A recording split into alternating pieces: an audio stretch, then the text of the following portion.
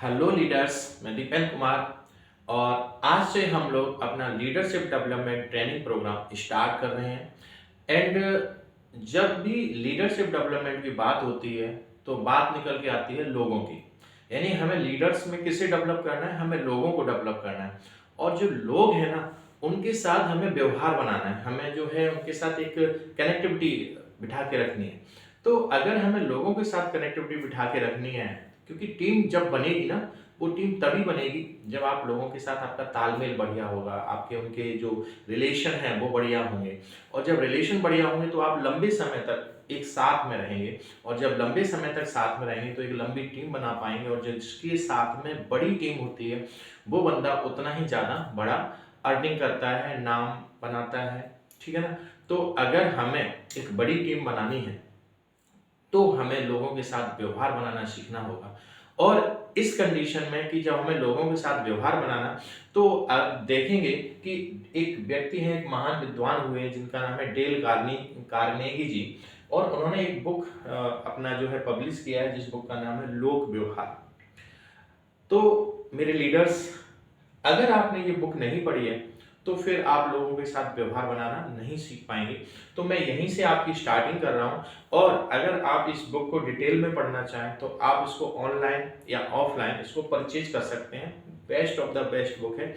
आज मैं इसी बुक का कुछ समरी आपको अपनी भाषा में एक्सप्लेन करूंगा। चलिए स्टार्ट करते हैं। डेल कार्नेगी जी कहते हैं कि शहद इकट्ठा करने के लिए मधुमक्खी के छत्ते पर लात नहीं मारते। उन्होंने अपने पहले चैप्टर का जो स्लोगन रखा है, जो टाइटल रखा है, वो टाइटल क्या है? शहद इकट्ठा करने के लिए मधुमक्खी के छत्ते पर लात नहीं मारते। जी हाँ, उनका ये कहना है कि आप अगर शहद खाने के शौकीन हैं और आप शहद को खाना चाहते हैं, तो आपके पड़ोस में अगर कहीं मधुमक्खी का छत्ता लगा हुआ है, जो कि अभी रिसेंटली स्टार्ट हुआ है ना, तो क्या लगता है आप उसको डेवलप होने देंगे या उसको लात मार देंगे? अगर वो डेवलप होगा तो बहुत बड़ा छत्ता बनेगा, और बहुत बड़ा छत्ता बनेगा तो उसमें बहुत ज्यादा रस निकलेगा, है ना, बहुत ज्यादा शहद निकलेगा, और आप उस शहद को खा सकेंगे। यानी कि अगर हमें बहुत ज्यादा शहद खाना है तो हमें मधुमक्खी के छत्ते पे लात मारनी है या नहीं मारनी है? नहीं मारनी ना। जी हाँ। ठीक इसी तरीके से अगर हमें लोगों के साथ में बहुत बड़ा बिजनेस करना है, अपना नाम बनाना है, अपना पहचान बनाना है, हम सभी लीडर्स लोगों को, तो हमारे नीचे जो आने वाली टीम है, क्या आप उसे डेवलप होने देंगे या लात मार देंगे अपना प्रॉफिट निकाल के? जी हाँ, नहीं, आप उन्हें डेवलप होने ही देंगे, उन पे लात नहीं मारेंगे। बात यही समझने की है। जो हमारे लीडर्स हैं, कुछ लोग क्या करते हैं, अपने डाउनलाइन में अपनी टीम को डेवलप नहीं होने देते, उन्हें एक एटमॉस्फेयर नहीं देते कि वो आगे बढ़ सकें, है ना। देखिए, सबसे पहले समझने वाली मेरे भाई लोगों को बात ये है कि जब हम मार्केटिंग के लिए, अपने नेटवर्क मार्केटिंग बिजनेस के लिए जब हम फील्ड पे निकलते हैं, तो फील्ड पे होता क्या समझिए कि 100 लोगों से जब हम बात करते हैं तो हमारे साथ में लगभग 20 से 30 लोग साथ में आते हैं। हमारे 100 लोगों से जब हम बात करते हैं तो एवरेज का जो रूल है, तो हमारे साथ कितने लोग आएंगे? लगभग 30 लोग आते हैं, भरोसा करके, या जो भी आपका इन्फ्लुएंस आपने उनको दिया उसकी वजह से वो आपके साथ 30 लोग आते हैं। 70 लोग पहले ही राउंड में मना कर देते हैं। अब ये जो 30-30 करते हुए आपने 100 की टीम बनाई सपोज, तो इसमें लगभग लगभग आपने जो मुलाकात की होगी डायरेक्टली इनडायरेक्टली, लगभग 300-350 लोगों से बात की हुई। जब 300-350 लोगों से बात की होगी आपने, तब जाके कहीं आपको 100 लोगों की ज्वाइनिंग निकल के आती है, 100 लोग आपके साथ रजिस्टर्ड होते हैं। लेकिन जब वो 100 लोग आ जाते हैं, हम क्या करते हैं गलती, कि हमें अब उनके साथ क्या करना है, हमें उन्हें एक अच्छा माहौल देना है, और उनके साथ एक अच्छा, उनको डेवलप करना है, उन्हें एक अच्छे लेवल पे डेवलप करना है, उनको सिखाना है, उनको आगे बढ़ाना है ना। और अगर जब हम ये नहीं करेंगे तो उन 100 लोगों में से 70 लोग खत्म हो जाएंगे, यानी बिजनेस छोड़ देंगे। फिर वो 30 ही लोग रह जाएंगे जो खुद ही डेवलप हो रहे होंगे, है ना। आपका उसमें कोई रोल नहीं होगा, तो वो खुद ही अपना प्रयास कर रहे हैं, जा रहे हैं, धक्के खा रहे हैं, फिर आ रहे हैं, फिर कुछ कर रहे हैं, तो वो तुक्काबाजी कर करू के क्या है ना, वो डेवलप हो रहे हैं। बाकी 70 लोग तो कुछ करना नहीं जानते हैं, उन्हें आता नहीं है, तो वो बिजनेस को छोड़ देंगे। वो कहेंगे मुझे तो इसमें कुछ इंटरेस्ट नहीं आ रहा है, या मुझे कुछ इसमें डेवलपमेंट नहीं हो रहा है, या मुझे कोई अर्निंग नहीं हो रही। बात समझ में आई कि नहीं आई? तो हमारा काम क्या है एज अ लीडर? हमारा काम ये है कि सबसे पहले तो हम खुद डेवलप हों, हमें वो चीज़ें पता हों जो बहुत ज़रूरी चीज़ें हैं, और फिर हम वही चीज़ों को अपनी टीम में नीचे की ओर डेवलप करें। क्लियर हुआ? जी हाँ। तो यहाँ पर क्या है, अगर हम अपनी टीम को डेवलप कर रहे हैं तो ऐसी सिचुएशन में हम बड़ा व्यापार कर पाएंगे। हमें उन्हें अच्छा माहौल देना है, उन्हें आगे बढ़ाना है, सही नहीं? बाकी की दुनिया तो उनसे कह रही बेकार काम है, छोड़ो, आ जाओ वापस, आ जाओ वापस। वो पकड़ के खींच रहे हैं वापस अपने उसी दुनिया में जहां से हम उन्हें निकाल के लाए, सही कि नहीं? तो अगर हम अपने इस नेटवर्किंग के इस वर्ल्ड में, इस दुनिया में अगर उसका सही तरीके से पालन पोषण नहीं करेंगे तो वो व्यक्ति खत्म हो जाएगा। ये ठीक उसी तरीके से होता है जैसे कि कोई एक बच्चा जब हमारे घर में जन्म लेता है तो उस बच्चे को हम सबसे पहले क्या, टिटनेस का इंजेक्शन लगवाते हैं, ठीक है ना? फिर 3 महीने का इंजेक्शन होता है, फिर 6 महीने का इंजेक्शन होता है, फिर पता चला हमारा 1 साल का इंजेक्शन लगता है, फिर 3 साल पे लगता है, फिर 5 साल पे लगता है, सही नहीं? तो इस तरह से हमारे इंजेक्शन लगते हैं। ठीक, इंजेक्शन मतलब उसको ट्रीटमेंट देते हैं ताकि वो जिंदा रह सके। अगर उसको ट्रीटमेंट नहीं देंगे, उसको इंजेक्शन नहीं लगवाएंगे तो क्या होगा कि वो व्यक्ति, वो बच्चा खत्म हो जाएगा।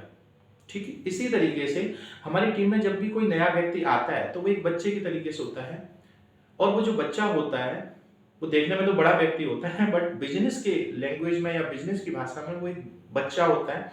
अब उस बच्चे को पहला इंजेक्शन लगवाना है, और अगर आप उसको टाइम से इंजेक्शन नहीं लगवा रहे हैं, फिर 3 महीने बाद लगवाना है, फिर 6 महीने बाद लगवाना है, फिर 1 साल बाद लगवाना है, फिर 3 साल बाद लगवाना है, तब जाके वो 5 साल टिकेगा।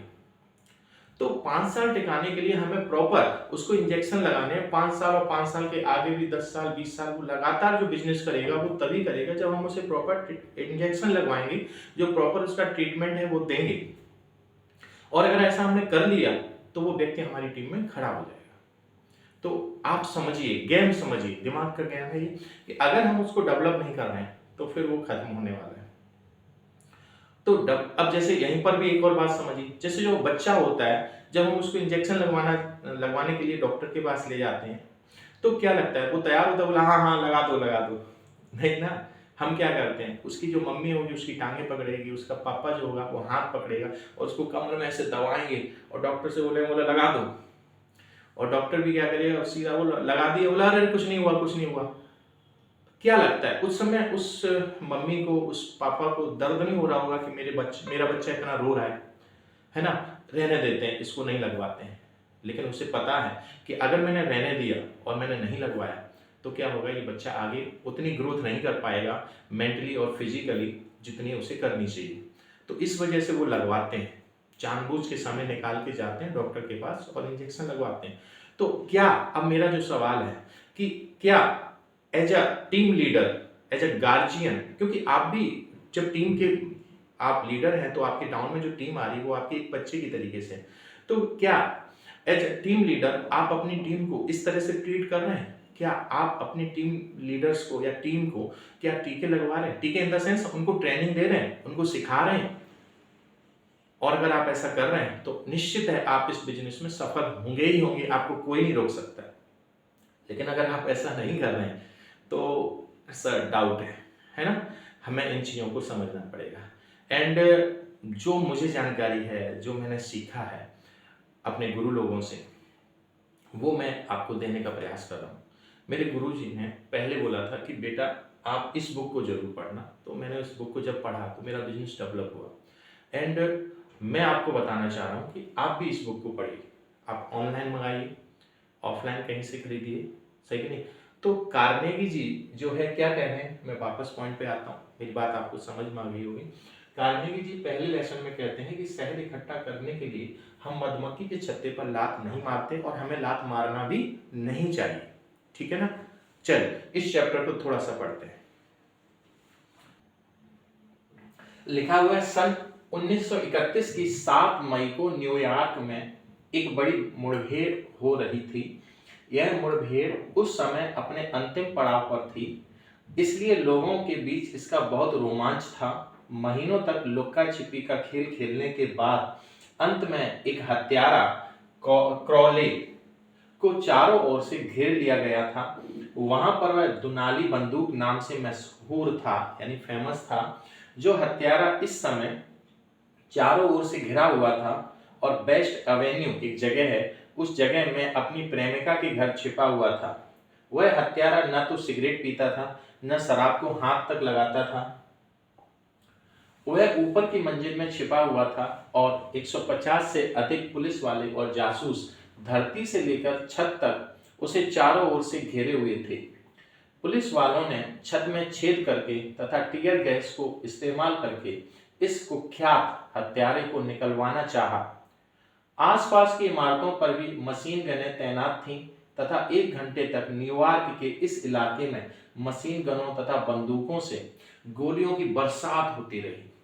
क्रोले एक कुर्सी के पीछे छिपकर पुलिस पर लगातार गोलियां बरसा रहा था। हजारों लोग पुलिस और हत्यारे की इस मुठभेड़ का रोमांचक आनंद ले रहे थे। शायद ही इससे पहले न्यूयॉर्क शहर में ऐसा दृश्य सामने आया हो। अंत में क्रोले को पकड़ लिया गया।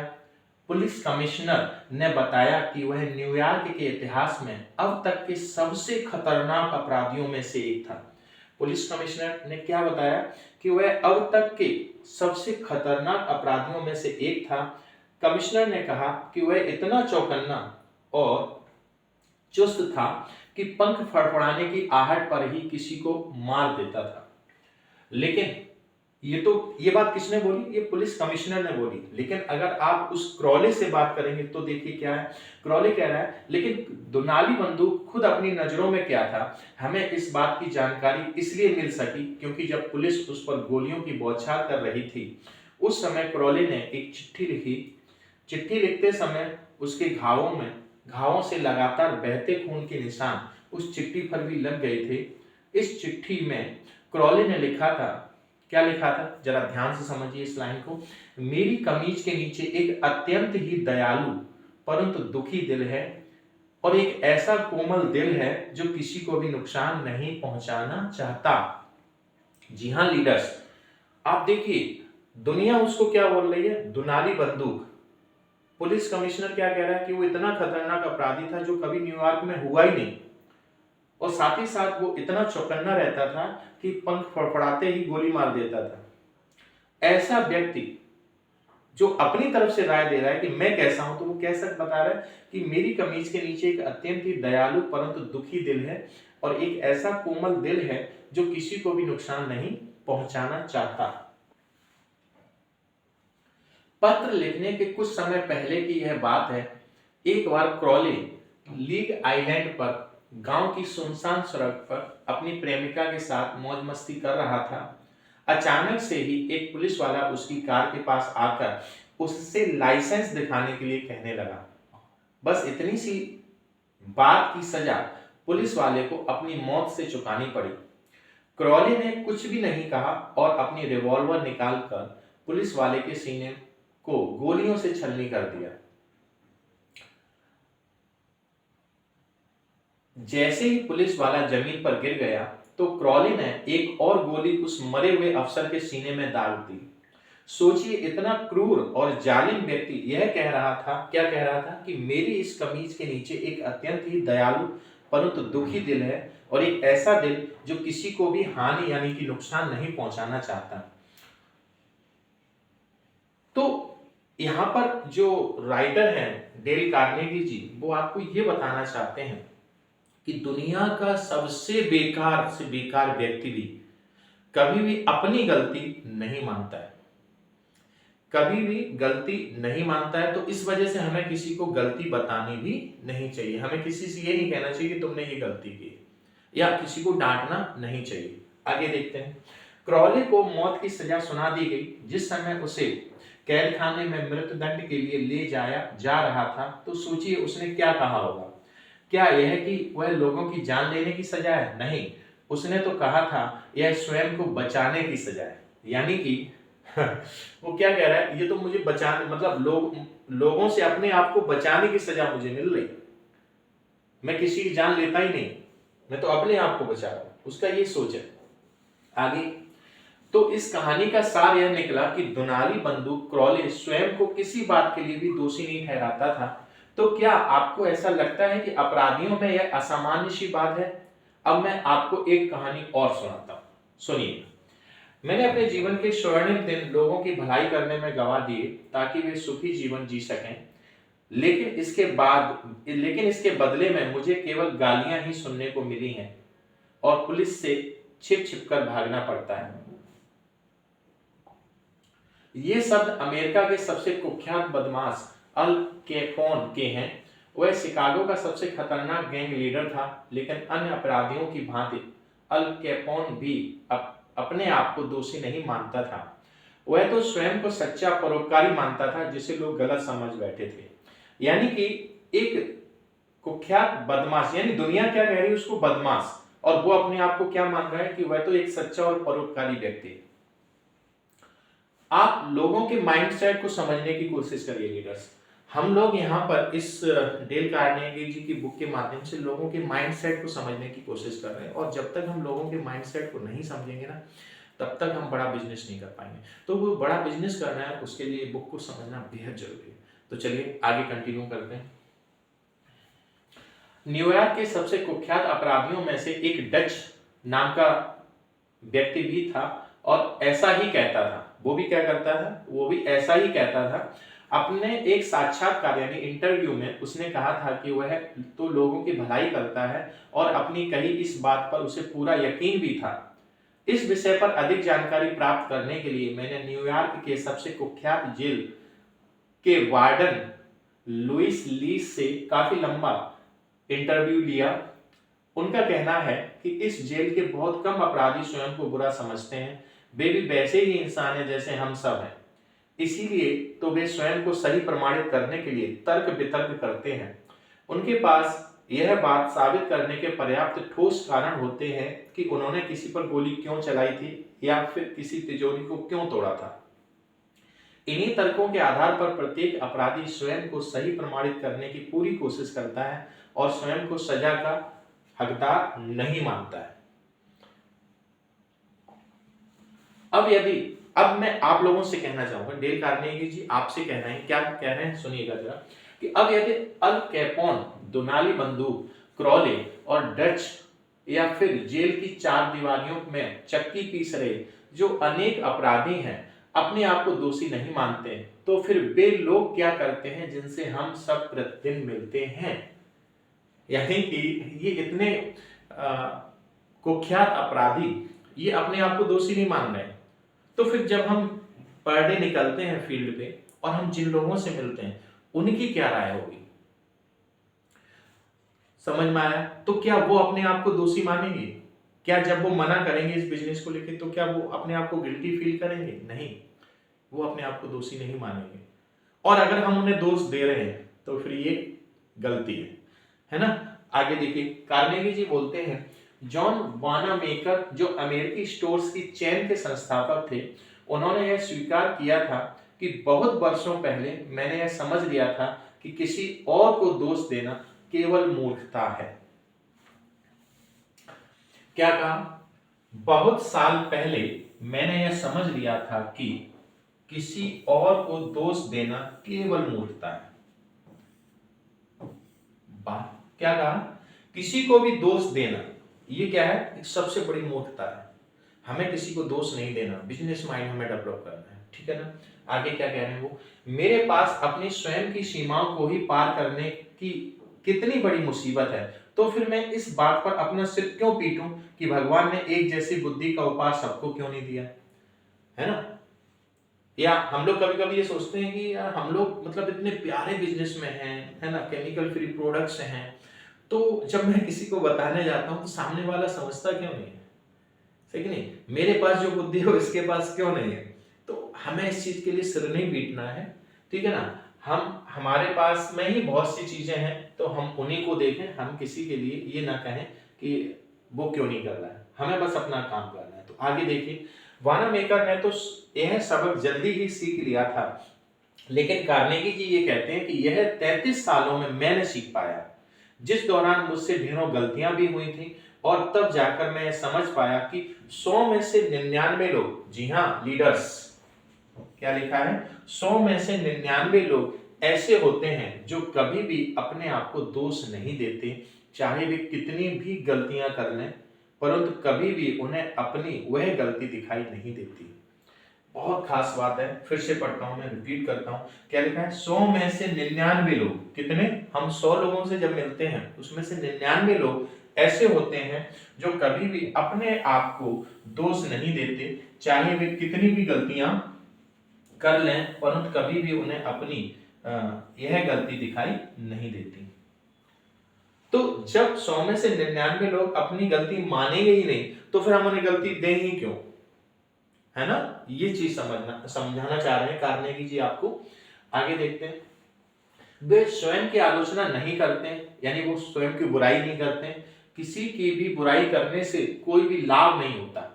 कितनी खास बात कही है कि किसी की भी बुराई करने से कोई भी लाभ नहीं होगा आपको, ठीक है ना? क्योंकि इससे सामने वाला व्यक्ति अपना बचाव करना शुरू कर देगा।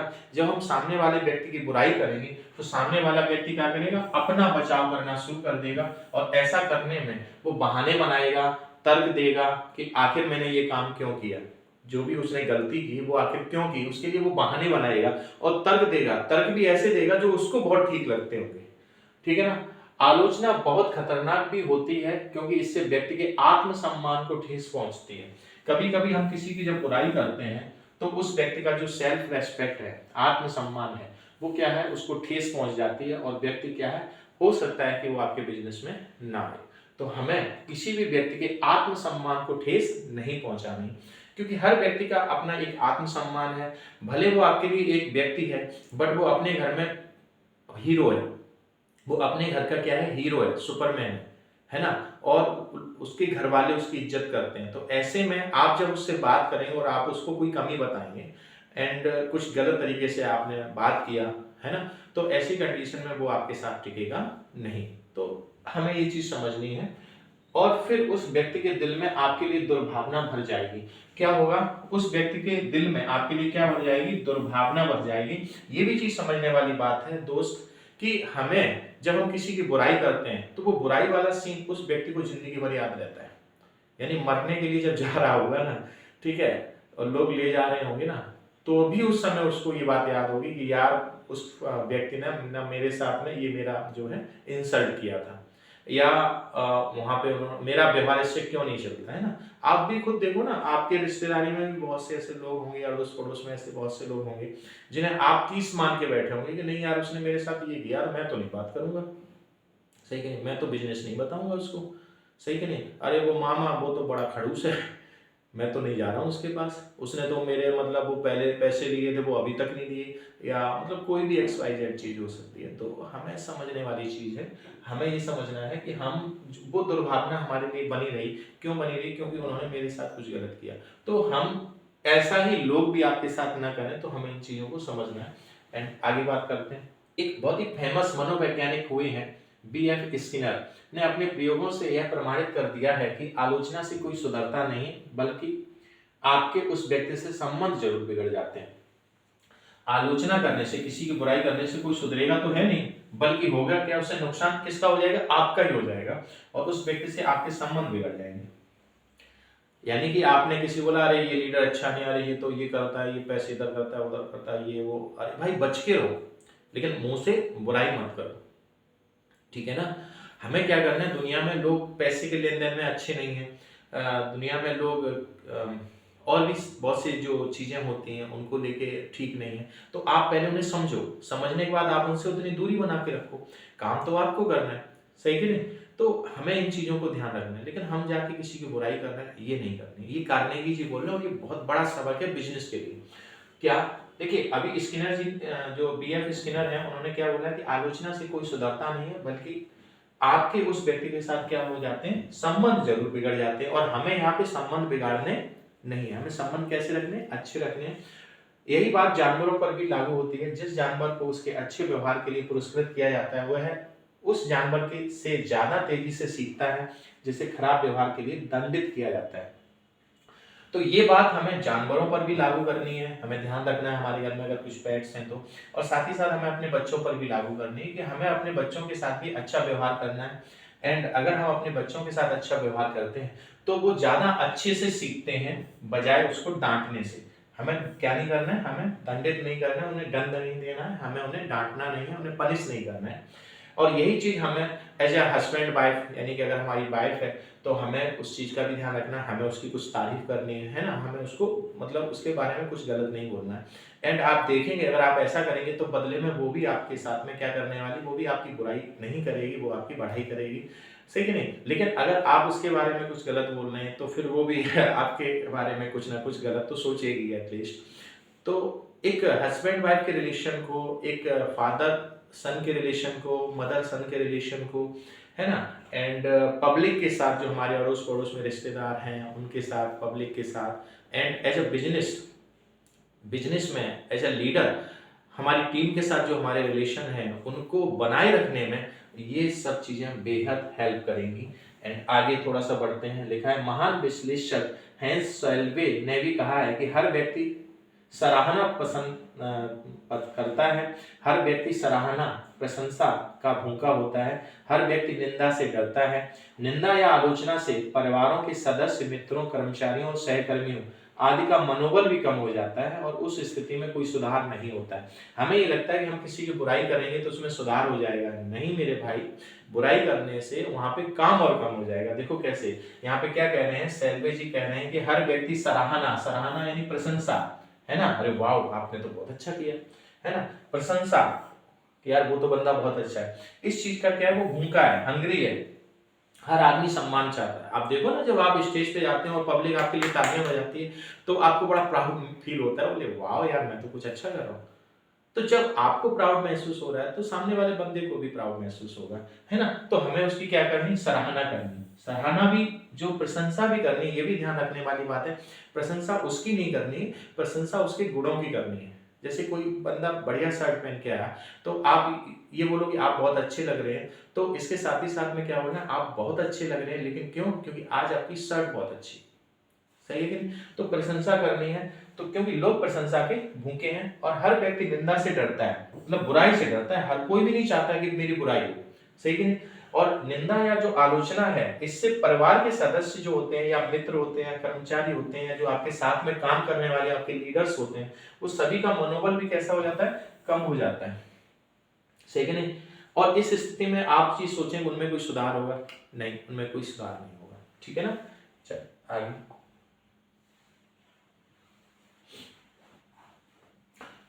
एनिक ओक्लाहामा के जॉर्ज बी जॉनस्टन एक इंजीनियरिंग कंपनी में सुरक्षा प्रभारी के पद पर कार्यरत थे। मतलब एक कंपनी है जिसमें एक व्यक्ति जो है सुरक्षा प्रभारी, सिक्योरिटी का जो मैनेजर है या बॉस है उसके पद पर कार्यरत है। उनका काम था फील्ड में काम कर रहे हर कर्मचारी का ध्यान रखना। प्रत्येक कर्मचारी के लिए फील्ड में हेलमेट पहनना जरूरी होता था। पहले जब कोई भी कर्मचारी बिना हेलमेट लगाए होता था तो वे आग बबूला हो जाते थे, यानी वो क्या हो जाते थे, गुस्सा हो जाते थे, ठीक है ना, गुस्सा हो जाते थे और उसे नियमों का उदाहरण देते थे।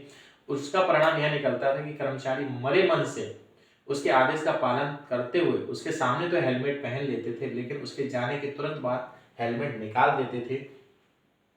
उसने एक नया दिमाग लगाया और जब भी वह किसी कर्मचारी को बिना हेलमेट के देखता था तो उससे पूछता था कि क्या वह हेलमेट आरामदायक नहीं है ना, फिर उसके सिर पर सही से फिट नहीं हो रहा है, क्या उसके सिर पर सही से फिट नहीं हो रहा है। उसने बातों बातों में उस कर्मचारियों को यह भी महसूस करा दिया कि हेलमेट उसकी सुरक्षा के लिए बेहद जरूरी है, न कि कोई बोझ है। सभी कर्मचारियों ने अपनी सुरक्षा को ध्यान में रखते हुए हेलमेट पहनना शुरू कर दिया और मिस्टर एनेट के प्रति उनके मन में कोई दुर्भावना भी नहीं आई। यहाँ पर एक व्यक्ति है, ठीक है, मिस्टर एनेट, ठीक है ना। तो उनके बारे में डेल कार्नेगी जी क्या कह रहे हैं कि पहले वो अपनी टीम के जो लीडर्स थे या टीम के जो उसके एम्प्लॉयज थे, कर्मचारी थे, वो जब हेलमेट नहीं पहनते तो वो डांटता था, बोला क्यों नहीं पहना, पहनो, ये करो वो करो, मतलब पनिश करूंगा, नहीं तो ये करूंगा। तो लोग उनके डर की वजह से उनके सामने तो पहन देते थे, लेकिन जैसे ही वो हट जाते थे या जब वो नहीं होते थे तो क्या करते थे, वो हटा देते थे उसको। बाद में उन्होंने टेक्निक लगाई, फिर उन्होंने उनके बेनिफिट्स बताए कि बोले भाई अगर इसको लगाएगा तो क्या ना कोई कैजुअलिटी नहीं होगी, सुरक्षा रहेगी, है ना, और आप अगर सुरक्षित हैं तो आपका परिवार भी सुरक्षित है एंड आपके परिवार के लोग आपको बहुत चाहते हैं, तो आप अपनी सुरक्षा बेहद रखिए। तो इन सब चीज़ों को लेके जब उन्होंने बात की तो लोग हेलमेट लगाना शुरू कर दिए। तो हर उस काम को जो आप कर रहे हैं उनको दो तरीके से किया जाता है, एक तो डांट फटकार के और एक प्यार से। जब प्यार से बात करें तो सामने वाले के बेनिफिट्स बताएं, इस काम को करने से उसको क्या फायदा होने वाला है, और अगर आप उसको सामने वाले को बेनिफिट्स बता पाए तो निश्चित तौर पे वो आपकी बात को मानेगा।